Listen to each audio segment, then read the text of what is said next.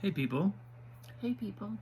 So I'm doing my post today with Katie, obviously here with me, and we just decided to do one together. We hadn't, I've actually, funny enough, I've been getting messages over the last couple months from a couple people saying, "Oh, I want to see your family. I want to see your wife. I want to see your daughter."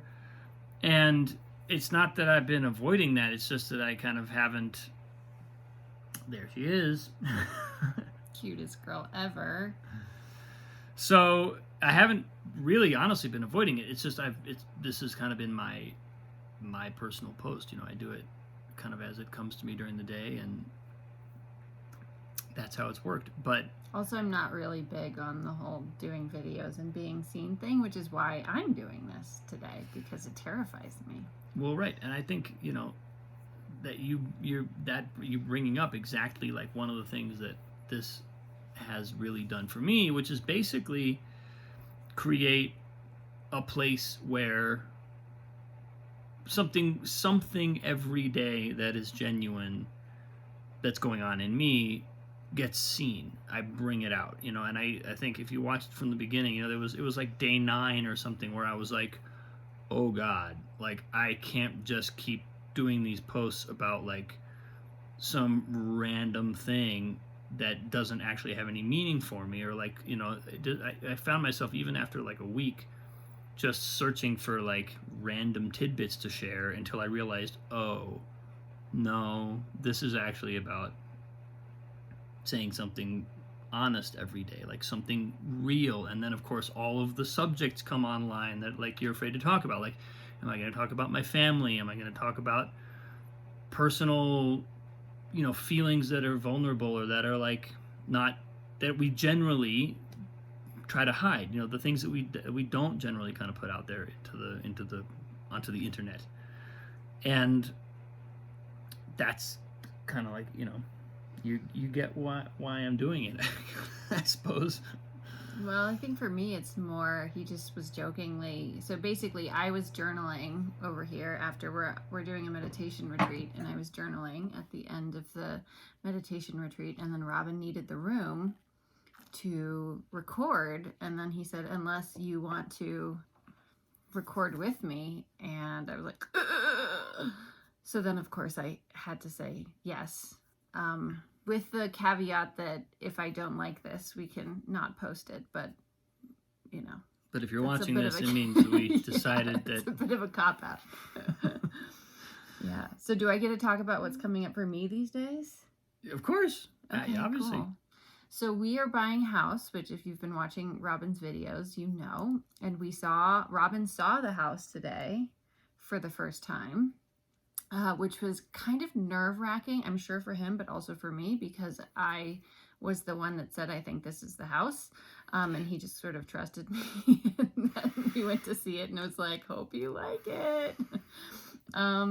But I haven't slept more than 2 or 3 hours over the last week since we had the offer accepted, because it is literally and metaphorically the biggest leap that I've ever taken up to this point, or at least that's how it feels.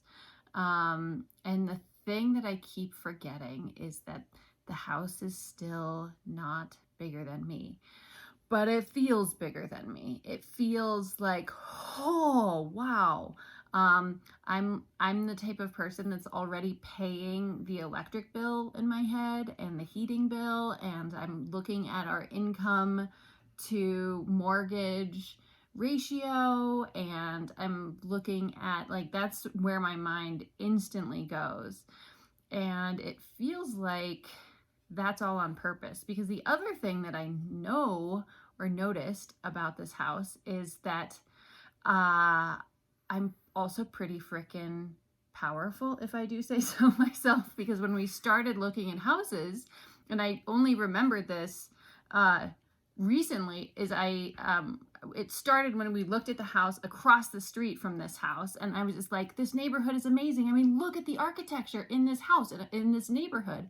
And I pointed to this house. And then I had a dream about a living room that had these had this like pitched white wood roof. And I walked into this, and I was like, okay, I want to live in this neighborhood, and I have like a mid-century modern pitched roof. And then I walked into the house, and then we got the house. Like it's very surreal on one level. And so I'm like, okay, well, if I can manifest a house, I could probably pay a heating bill. But there's a part of me that's like, not so sure. So what's going on for me is this like push pull between feeling like this massive connection to all that is and feeling like this little ant that has no power and that everything is happening to me, which I chose, but it still feels like it's happening to me, and that's keeping me awake. My usual insomnia time is like 2:30 or 3, and now it's been like 12:30 or 1 o'clock. So when I like sleep in until 3 o'clock in the morning, it feels like a win. But yeah, so that's what's happening with me. This is so surreal. But I love that. That's so like, you totally manifested that house because you've seen what this is like house number 110, probably. Something like that. Yeah. Must be. And it's really amazing. It's so, I think the thing that on one level it's a larger house than I thought we were going to end up with, but it's like it's one of these things where like I've just kind of like, as the sort of not driver of this process, but like the co-pilot, I've just been waiting for it to feel right. I've just been like kind of like walking into these places, looking at them, and just waiting for things to kind of click. And this one had that feeling. This one had that sense of like, it's got all these components. It ticks all these boxes, and it feels right. When I first walked in today, it felt right. That doesn't mean I can't walk around and be like, why is the master bathroom the size of our den, and the shower is the size, of like a cabinet? That makes no sense. But the it's like those things don't matter in the picture where there's like an overall commitment. There's an overall like, here we are. There's an overall like sense of that the house chose us. That's kind of what I got from it with that pitched roof room and the layout, and there were just so many things about it that were exactly what we've been saying and asking for. It's also following a particular pattern that seems to be our pattern for buying houses, which is buying houses from original owners who hang lots of crosses all over the walls. I was thinking about that just now on this meditation retreat. I love it. I love that there's this sense of piety and this sense of like God is in the house. That doesn't mean that our decor is going to be the same or that our beliefs are the same necessarily. But I love the idea I love the feeling that there's a strong sense of something higher in the house, like that has lived there, and that families have really just invested themselves into growing their families really, really deeply in both cases. Yeah, made roots there. Yeah. So that's a nice. Which is nice. If I could just shut off the part of my brain that's worried about inflation, that would be great. Yeah, but you can. I know. I'm working on it. So anyway, this was fun. Yeah, it was maybe fun. We'll do cool. another duo post. Maybe. One of these Luckily, days. I'm never on Facebook, so I will have no idea what the reaction is to this. So that's true, good for but me. I'll tell you. Yeah, and I'll listen. All right, people. Love you. Thank you all for being in our lives. Come visit our house sometime when we have it in middle of May. Party Love in you. our house post-COVID. Bye.